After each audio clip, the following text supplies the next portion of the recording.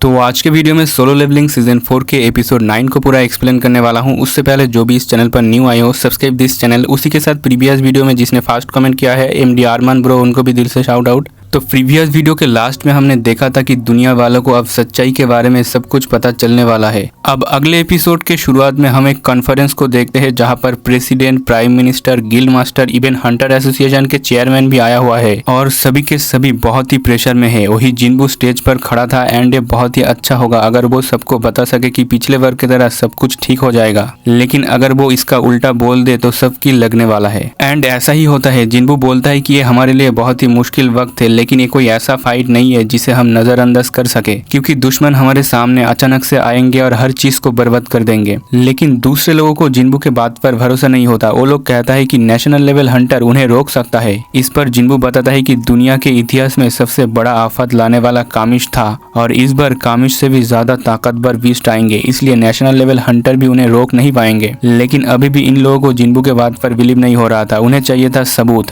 तो जिन्बू एक चुटकी बजाता है जिससे उसके आसपास काफी सारे गेट अपीयर हो जाता है, जो देखकर यहाँ बैठे सभी लोग तो शॉक होता है। वो लोग तो एक दूसरे से बात करने लग जाता है कि इसने इतने सारे गेट को एक बार में कैसे ओपन कर दिया। जिन्बू अब अपने बात को कंटिन्यू करते हुए कहता है ऐसे ही दुश्मन भी कभी भी कहीं भी ऐसे गेट बना के आ सकता है। उनका आर्मी काफी बड़ी है, इसलिए उन्हें थोड़ा टाइम लग रहा है। ये सुन के यहाँ पर बैठे एक बंदा चिल्लाते हुए जिन्बू से पूछता है, मिस्टर संग, हम कैसे यकीन कर सकते हैं कि आप उनके तरफ नहीं हो, और हम कैसे मान ले कि जो पहले गेट ओपन हुआ था जिसमें से शैडो सोल्जर निकले थे वो हमें मारने के लिए नहीं निकले थे। लेकिन बंदा ये भी कहता है कि इसका मतलब ये नहीं कि मैं आप पर भरोसा नहीं करता। तभी साइड से डेविड जिन्बू को बोलता है कि हमें पता चल गया है कि गेट के अंदर से किस तरह के बीस्ट आने वाला है, तो हम इसे कैसे हैंडल करें। इस पर जिन्बू कहता है प्लीज जितनी दूर हो सके गेट से दूर चले जाइए। इसके बाद हमें पता चलता है कि जिन्बू के वार्निंग से एक बड़े पैमाने पर रिपल इफेक्ट पैदा हुआ। ये सुनने के बाद कि इंसानियत इतने सारे बीस्ट का सामना नहीं कर पाएंगे, यानी ओवरऑल दुनिया भर में डर का माहौल छाया हुआ है। वही सीन शिफ्ट होता है एक आइलैंड पर जहां पर जिन्बू के लिए एक बड़ा सा महल क्रिएट किया गया है एंड ये जो काम है वो बेरू और उसके सोल्जर का होता है। अब जिन्बू बेरू को बुलाता है। बेरू कहता है माय लॉर्ड। जिन्बू बोलता है अपना सर जमीन पर रखो। बेरू ऐसा ही करता है और फिर जिन्बू उससे बोलता है तुम इसे छोटा घर कहते हो, साइज की परवाह ना करे तो ये घर नहीं कैसल है। बेरू कहता है माय लॉर्ड, मैंने सोचा कि हम आपके लिए ये तो कर ही सकते हैं। जिन्बू पूछता है बाय द वे तुमने वो फ्लैग क्यों लगाया।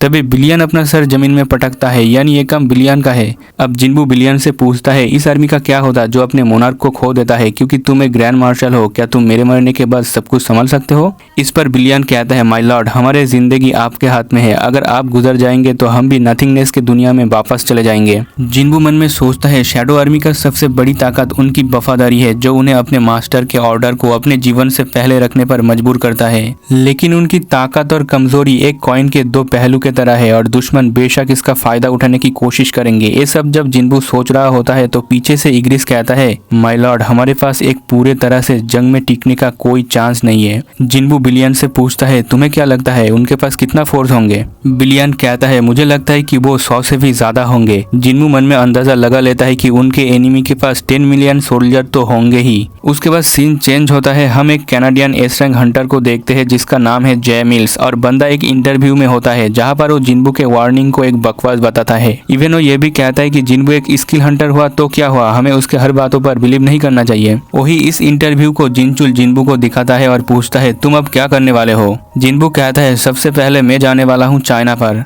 और बंदा मन में सोचता है कि सभी 8 आर्मीज को एक साथ संभालना मेरे लिए इम्पॉसिबल है, इसलिए मुझे अपने फैमिली को प्रोटेक्ट करने के लिए सबसे पहले कोरिया के सबसे करीबी खतरे को खत्म करना होगा और उसके बाद ही मैं दूसरे मोनार्क से निपटूंगा। और ये जंग जितना लंबा चलेगा हमारे जीतने का चांसेस उतना ही बढ़ जाएगा, और यही जिन्बू का प्लान होता है। उसी के साथ हम एक एयरपोर्ट का सीन देखते हैं जहां पर जिन्बू आ चुका है चाइना पर एंड उसके सामने लिu जिगैंग खड़ा था। पहले तो ये दोनों नॉर्मल बातचीत करते हैं और फिर वो टाइम आता है जब जिन्बू चाइना के उस कोलोसल गेट के सामने होता है एंड लिu जिगैंग बताता है कि यहाँ पर चाइना के सबसे स्ट्रॉन्गेस्ट 1 लाख हंटर मौजूद है, जो देखकर जिन्बू एक सेकंड के लिए मन में सोचता है शायद इतने सारे हंटर से काम चल जाएगा। तभी पास से लिu जिगैंग कहता है भले ही हम नंबर्स में कम है लेकिन ये सभी हाईली स्किल्ड हंटर है। एंड देखकर लग रहा था कि अब फाइट शुरू होने वाला है, तो जिन्बू भी अपने मैसिव आर्मी को बाहर निकल लेता है, जो देखकर लिu जिगैंग की तो फट जाती है कि भाई ये तो पावरफुल बंदा है। बट अब वो टाइम आ चुका है जब एक कोलोसल गेट ब्रेक होता है, लेकिन बिलियन कहता है कि ये थोड़ा अजीब है क्योंकि मैं किसी की भी प्रेजेंस महसूस नहीं कर पा रहा। जिन्बू तो शॉक होता है, वो पूछता है बाकी सारे गेट्स का क्या कहना है। बिलियन बताता है दूसरे सोल्जर से जो मुझे सुनाई दे रहा है कि हर जगह पर यही सेम सिचुएशन है। जिन्बू सोचता है क्या इसका मतलब सभी गेट्स खाली है, लेकिन ऐसा कैसे हो सकता है।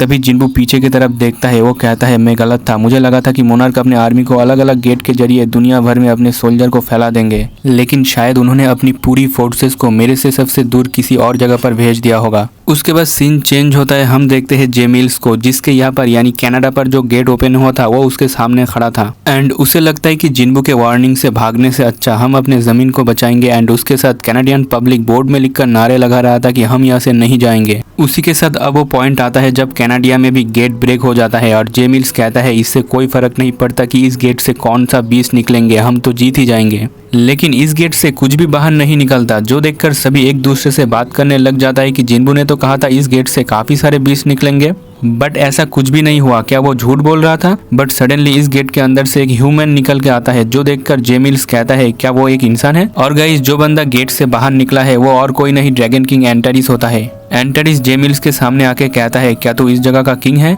एंड ये बंदा कूल बनने के चक्कर में बोल देता है यस मैं ही हूँ किंग। और फिर एंटरिस कहता है देखकर ऐसा लगता है कि वो यहाँ पर नहीं है। इसके बाद सीन चेंज होता है, हम जिन्बू को देखते हैं जो एक मैनेजमेंट के बंदे से पूछता है क्या कनाडा की हालत पता लगने का कोई तरीका नहीं है। ये बंदा बोलता है बस 1 मिनट रुकिए मिस्टर संग। और फिर जिन्बू खुद ही एडम को कॉल लगा के पूछता है कनाडा में जो कोलोसल गेट ओपन हुआ था उसका क्या हुआ, लेकिन कॉल के दूसरे साइड से बहुत ही साउंड आ रहा था, जो सुन के जिन्बू भी शॉक होता है। वो एडम से पूछता है तुम अभी कहाँ पर हो। एडम कहता है मैं कनाडा के कोलोसल गेट के पास हूँ, दूसरे एजेंट के साथ हम यहाँ पर बैकअप देने आए हैं। और वो जिन्बू को ये भी बताता है कि दूसरे गेट की तरह ये गेट भी खाली है, चीजें बिल्कुल नॉर्मल है। जो सुन के जिन्बू को थोड़ा रिलीफ महसूस होता है, लेकिन तभी एडम कहता है कि इस गेट से एक इंसान अभी अभी बाहर आया है। इसे सुनकर जिन्बू तो चौंक जाता है एंड वो चिल्ला के एडम को वहां से भागने के लिए बोलता है। बट एडम तो बहुत ही शॉक था ये देखकर कि उसके सामने जो भी हंटर था वो सभी जल के राख हो जाते हैं। जिन्बू चिल्लाते हुए कहता है एडम तुम्हारे पास अभी भी टाइम है, भागो निकलो वहां से।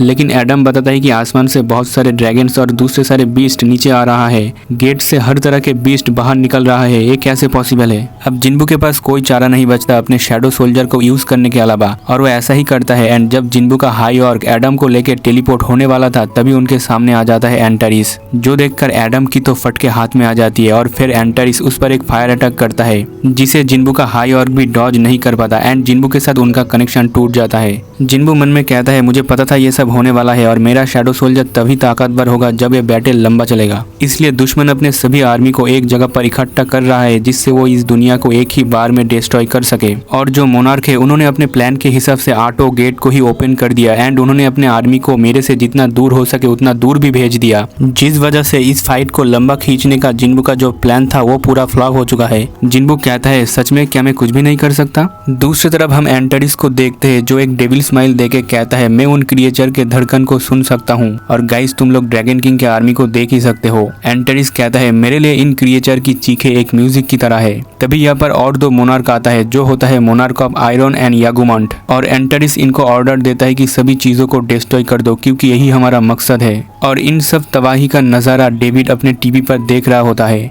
वो अपने मन में कहता है हंटर्स, एजेंट और जो भी ऑन साइट पर मौजूद था सब लोग मर चुका है एंड कुछ ही टाइम में ये डिजास्टर अमेरिका में भी पहुंच जाएगा। डेविड कहता है अब मुझे समझ में आया कि जिन्बू ने सबको गेट से दूर भागने के लिए क्यों कहा था, दुनिया खत्म होने वाली है और यही हमारा अंत है। बट सडनली यहाँ पर एंट्री होती है संग जिन्बू का, जो डेविड से कहता है मुझे माफ करना ऐसे अचानक से आने के लिए, लेकिन मुझे कुछ चाहिए। और वो होता है र्यून स्टोन एंड ये वही र्यून स्टोन है जो कामिश यहाँ पर छोड़ के गया था। डेविड कहता है मिस्टर संग आपको पता तो है कि फेडरल ब्यूरो उस र्यून स्टोन की इंचार्ज है, लेकिन अगले ही पल डेविड को रियलाइज होता है कि अभी दुनिया का जो हालत है उस मामले में र्यून स्टोन उतना भी इम्पोर्टेंट नहीं है। वो जिन्बू से कहता है माफ करना मिस्टर संग, लगता है मैं अभी भी नशे में हूँ। डेविड कहता है मैं आपको वो र्यून स्टोन दे सकता हूँ, लेकिन आपको उसकी क्या जरूरत है। जिन्बू जवाब देता है मैं उसका इस्तेमाल एक काउंटर अटैक करने के लिए करूंगा। उसके बाद सीन चेंज होता है, ये दोनों उस जगह पर आ जाता है जहाँ ये र्यून स्टोन मौजूद था एंड हमें बताया जाता है कि ये र्यून स्टोन रूलर्स की तरफ से एक गिफ्ट है जो इंसानों को ज्यादा पावरफुल बीस्ट को हंट करने में हेल्प करता है। डेविड पूछता है क्या सच में आपको बीस्ट को रोकने के लिए बस यही चाहिए।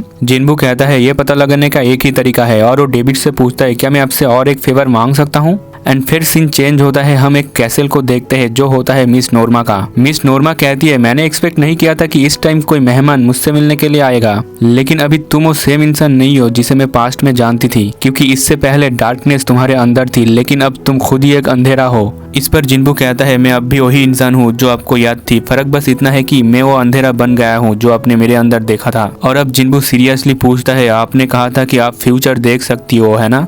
तो क्या आप मेरी फ्यूचर को देख सकते हो? इस पर मिस नोर्मा थोड़ा सा सोचती है एंड फिर वो जिन्बू का हाथ पकड़ता है और कहती है ठीक है, एंड वो जिन्बू का फ्यूचर देखने लग जाती है। फ्यूचर देखते हुए मिस नोर्मा के आंखों में आंसू होती है और वो जिन्बू से कहती है क्या आप सच में सब कुछ अकेले ही अपने कंधे पर लेने वाले हो? मिस नोर्मा रोते हुए कहती है कैसे एक इंसान इतना कठोर बन सकता है, क्या आप सच में हमें बचाने के लिए खुद को सैक्रिफाइस करने वाले हो? ये सुनकर जिन्बू थोड़ा हंसते हुए कहता है अब मुझे थोड़ा रिलीफ महसूस हो रहा है कि मेरा जो प्लान है वो आखिरकार काम करेगा। इस पर मिस नोर्मा चिल्लाते हुए कहती है आप क्या बोल रहे हो, कोई भी आपको याद नहीं रख पाएगा, ये एक लोनली फाइट होगा। बट जिन्बू को उसकी सवालों का जवाब मिल चुका है, इसलिए वो शैडो एक्सचेंज स्किल यूज करके यहाँ से निकल जाता है एंड वो टेलीपोर्ट होकर एक बड़े से टावर के ऊपर आ जाता है जहाँ से वो इस शहर को देख रहा होता है। और फिर वो अपना फोन निकल के किसी को कॉल करता है और हंसते हुए कहता है ये मैं हूँ। एंड जिन्बू ने जिसको कॉल किया है वो चाहाइन होती है।